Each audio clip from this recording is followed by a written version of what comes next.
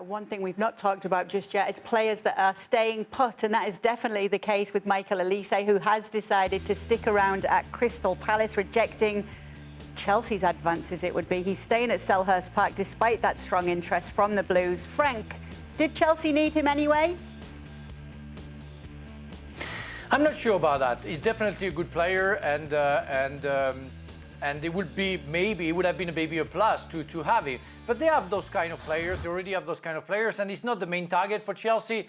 You know, too many people doesn't make it makes sometimes being too much. And for the players also, you have to find a room. And Michael Olise will play for Crystal Palace. And if he signs for Chelsea, he doesn't know if he's going to play for them. So he might be on the bench. And I'm talking about football. And I love the fact that the guys rather stay at Crystal Palace to make sure that he's going to play, enjoy his life as a football player, instead of going to a club that he's not sure to play and maybe on the bench most of the time. So it's a clever decision from him. Definitely he's going to find a big club, a bigger club than Crystal Palace, with all due respect, one day. But he has the time. He's 21 years old. He has to confirm. We can see what he projects on the football pitch is a talented player. He needs to grow. He needs to get something better in terms of how to work tactically, I would say. But he has a bright future. And if he takes his time and he's not going to get injured, he's going to find a room somewhere. Let's talk about Lewis Hall then, leaving Chelsea according to reports, Frank, and it's Newcastle that he will be heading to, according to these reports, agreeing a £28 million move. Are you okay to see him go? No, it's always sad to see a player who has a future leaving the club and not being able to show his talent. But I understand that the guy wants to play, and if he has a chance to go to Newcastle, which is a big club, I think it's a smart move from him. For Chelsea, yeah, it's sad. But again, right now, Chelsea is counting on young players and mainly only young players. So I'm concerned about Chelsea and the fact they don't have enough experienced players to fill up, especially in the middle of the park. And on the left side, you have Colwill, you have Chilwell, and if you have Hall, you have maybe one too many. So it's understandable for both sides to decide to get separated.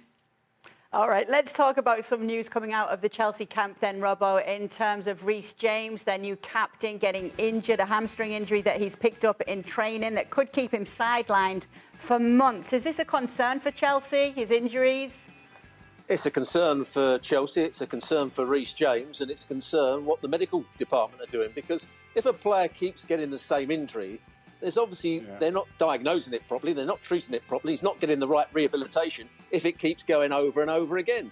So he needs to make sure this time, when he comes back, they've got the right diagnosis, he's had the right rehabilitation, he's fully fit, the muscle's working properly, all the other issues around the muscle are working properly, and he comes back fully fit and plays to his best, because when he's playing well, he's a top-class player. He's as good as anybody as a right back or right wing back in the Premier League. Jan, is this a worry for you? Well, it's a worry with a lot of the injuries moment. You see what happened at Real Madrid. You see James now, and I'm with Robert. What he's saying, you need to get back. But we've been football players. We know how it is. I mean, that extra week to kind of be sure, or the extra weeks to make sure, that is tough. We don't know the whole history of the injuries. Of course, we get them a bit from outside, but you have the same with Kevin De Bruyne now, that had an injury in the Champions League final, coming back now, and now he needed an operation 4 months and so on. So we just see how important that is. And with the intensity of games that is now, this department got to be good. And you will probably now say that Manchester City are bad. No, they are very good medical department. You saw that Erling Haaland had a big problem at Dortmund the last season he was there, came to City next season, and he was looked after. So very individual, these kind of injuries, but I think that we go into a stage now where we will have a lot of injuries, because I don't think this complaining about playing 105 minutes 60 times a season is only things that the manager says to find excuses. I think we will see more of this now with the intensity of the game. Frank, your thoughts on this? It's a big blow because we know the importance of James, the new captain of Chelsea, and the fact that he's getting injured every 4 or 5 months, especially on the same hamstring.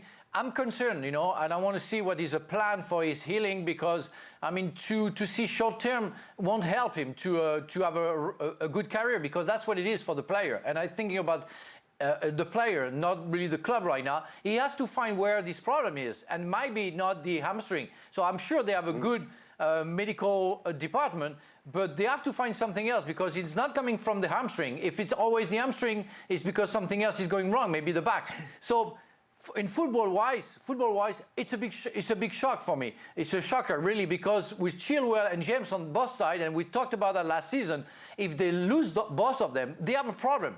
Crosses are not coming, strikers are not served. Well, if you find a striker, and if Jackson wants to score, but really, it's a problem. To lose your skipper is a real problem. Stevie, it is something that you've actually brought up, though, and I'm wondering what you're thinking it's down to, because you have brought up that you think the players are often doing too much these days as well. Do you think that's the case here, or is it more that there's a problem? Well, there's no question that players play too many games, but again, it comes down to, Jan's talking about if you can get that extra week or that extra 2 weeks and you're not pushed into getting back. But that's, when you play for the top sides, that's nigh on impossible. And I was thinking more about Reece's mental state, because having been in a position myself where I thought I had an injury that could end my career, I was panicking. So to get 6 hamstring injuries in 3 seasons, that is going to be in his head. So not only do they need good physios, they're going to need somebody to talk to him, because if he's thinking about it, that's going to affect him as well. So there are so many things that can cause this.